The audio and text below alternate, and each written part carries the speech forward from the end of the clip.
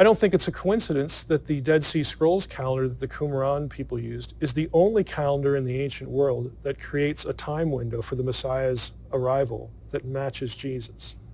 Okay, I don't think that's a coincidence.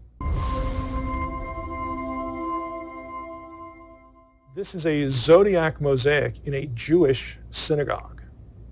There are a lot of these, a couple dozen of them, that archaeologists have found. And you would look at this and say, well, these Jews must have been pagans then. No, they had a different perception of what was going on in the sky and who's in charge and what it means, as opposed to the pagans. Pagan astrology, astronomy, there really wasn't much of a difference in the ancient world, is more like what we think of today with horoscopes, that individual birth signs, when I was born, what day, what's going on in this, that determines my fate, it determines my personality, it determines the outcomes of my life. No, it doesn't do any of those things. A Jew would say that's heresy. Only God is sovereign. What you can tell, though, is that God is working a plan, because God's plans are linked to time. So we need to be paying attention to what the skies are doing, because they might tell us something about what God is about to do. Now, the people who are really into this would be the people at Qumran, where the Dead Sea Scrolls were found. They have a number of astronomical texts there. They track this let's put it this way. They separated from the Pharisees. They thought the Pharisees were liberals because the Pharisees used a calendar they didn't like. It's what, we hear that and we think it's crazy, but they were that serious about it. But I want to move from this idea that there was a Jewish conception of the skies were important, what's going on here, because they telegraph certain things, to Revelation 12. Now, I can't prove this, but I suspect that what Paul was thinking, we actually have recorded in Revelation 12. But John, in Revelation, says this. Several times he says, I looked up in the sky and saw. What if John actually meant what he said? What if he's keying parts of Revelation to astronomical signage? What if he's doing that? A great sign appeared in heaven. A woman clothed with the sun, with the moon under her feet, and on her head a crown of 12 stars. She was pregnant and was crying out in birth pains and the agony of giving birth. And another sign appeared in heaven. Behold, a great red dragon, with 7 heads and 10 horns, and on his heads 7 diadems.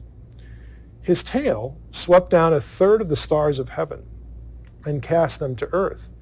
And the dragon stood before the woman who was about to give birth, so that when she bore her child, he might devour it. She gave birth to a male child, one who is to rule all the nations with a rod of iron. But her child was caught up to God and to his throne. Okay, verse 5 is crystal clear. It's quoting a messianic psalm. Okay, it's quoted elsewhere about Jesus. This is a reference to the birth of the Messiah. The notion of being caught up to God and his throne is a notion of the resurrection and ascension. But before that, you get all this astronomical imagery. Now, I'm not the first one to suggest this, but I suspect very strongly that this is what Paul was thinking about when he said, hey, have people heard about, the Savior? Heard, what's going on here? And, again, you'd expect him to say no. And he says, well, they actually have. And then he quotes Psalm 19. See, Revelation 12 doesn't exist yet. Okay, Revelation is the last book of the New Testament. But he quotes Psalm 19. It says, yeah, they've heard.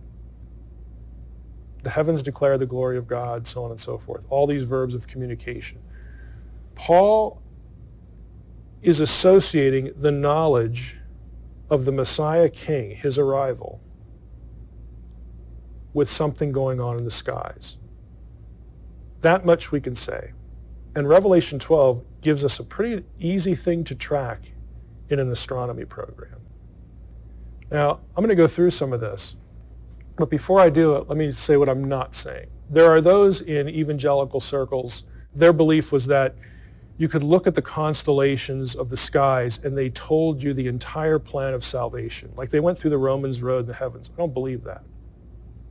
Okay, that overclaims the data. What I do believe is that, like the Magi, there's something going on at a certain time in history that told them there's going to be a divine king born in Bethlehem. Saddle up the camels. We have to go see. Jews would have noticed it. Gentiles, like the Magi, would have noticed it because they were watching. And they believed that the Creator God, the God of Israel, was capable of telegraphing stuff like this. I don't think it's a coincidence that the Dead Sea Scrolls calendar that the Qumran people used is the only calendar in the ancient world that creates a time window for the Messiah's arrival that matches Jesus. Okay, I don't think that's a coincidence. So having said that, let's get into what I think we can claim. On your screen, you see a few things. There's the sun and the moon, and then there's a line. The line is called the ecliptic. This is a line that astronomers will draw to track the movement of the constellations. You notice the sun and the moon there. The sun is in the midst of the woman, the virgin, Virgo. Okay, and Virgo, again, there's different ways to understand the 12 stars around her head, depending on which astronomer, you would read. That you can get 12 stars in this or that method. But again, she's the woman with the 12 stars, the virgin who is about to give birth. The sun is in her midst. It's Revelation 12. And the moon is at her feet. You'll notice above her head, I've let my astronomy program show Regulus and Jupiter.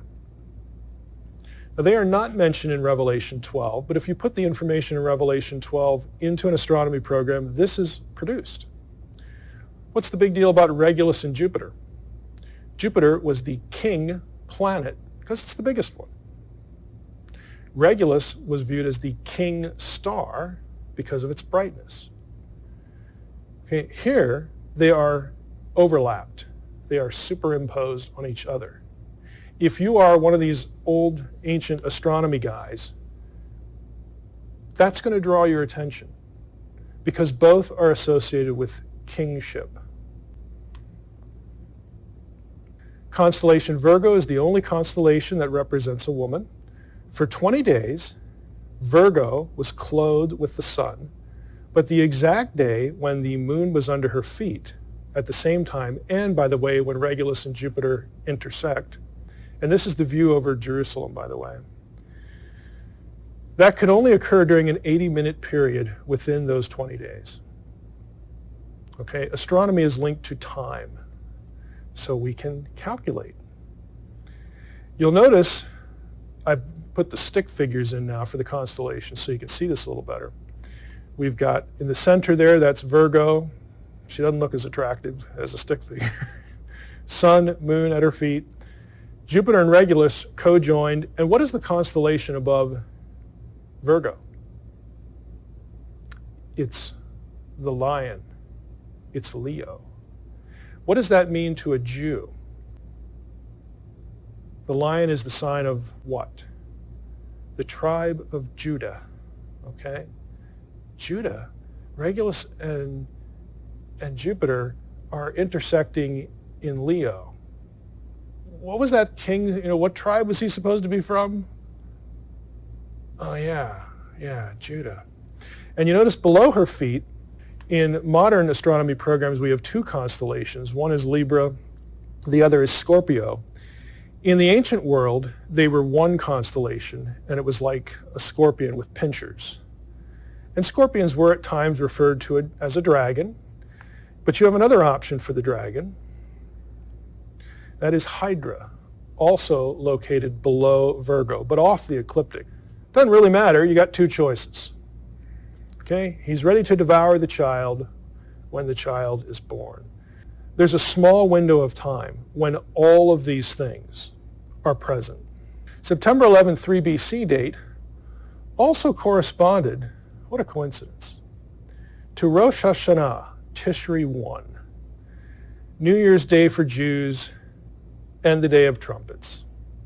Tishri 1 was also the New Year's Day of the civil calendar, according to the calendar accepted in Judah during the divided monarchy. In other words, it marked the first day of the reign of every new Davidic king.